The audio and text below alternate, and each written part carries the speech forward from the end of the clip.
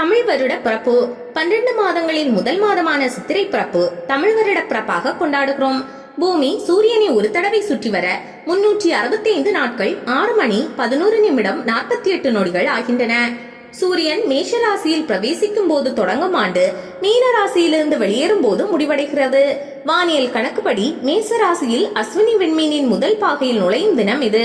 நாம் மட்டுமல்ல, கேரளா, மணிப்பூர், அசாம், மேற்கு வங்கம், திரிபுரா உள்ளிட்ட அனைத்து மாநிலங்களும் சித்திரையை புத்தாண்டாக ஏற்றுள்ளன. நேபாளம், பர்மா, கம்போடியா, ஸ்ரீலங்கா, தாய்லாந்து உள்ளிட்ட ஏராளமான நாடுகள் சித்திரை புத்தாண்டு கொண்டாட்டத்தை அமைத்துள்ளன.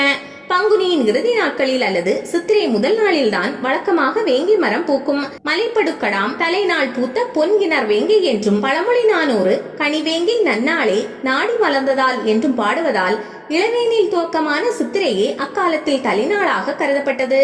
சித்திரை மாதத்தின் முதல் நாளில் அநேகமாக சைவ வைணவ வேற்றுமை இல்லாது எல்லா கோயில்களிலும் சிறப்பு வழிபாடுகளும் ஆராதனைகளும் நடக்கும். எல்லா கோயில்களிலும் அன்று பஞ்சாங்க படனம் என்று நடத்துவார்கள். அன்று பஞ்சாங்கம் படிப்பது என்பது மிகவும் சிறப்பு. பஞ்சாங்கம் என்பது அன்றைய திதி, நட்சத்திரம், நாள், யோகம், கரணம் என்ற 5 அங்கங்களை படிப்பது.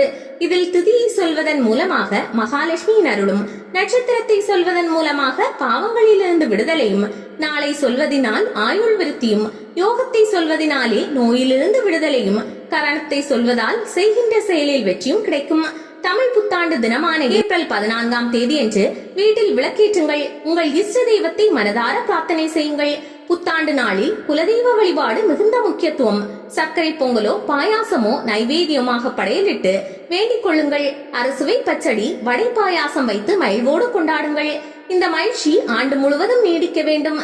இந்த நேர்மறை சிந்தனையோடு தமிழ் புத்தாண்டு கொண்டாட குடும்பம் சீரும் சிறப்புமாக இருக்கும். வீட்டின் தரித்திரம் விலகும், சகல செல்வங்களும் குடிக்கொள்ளும்.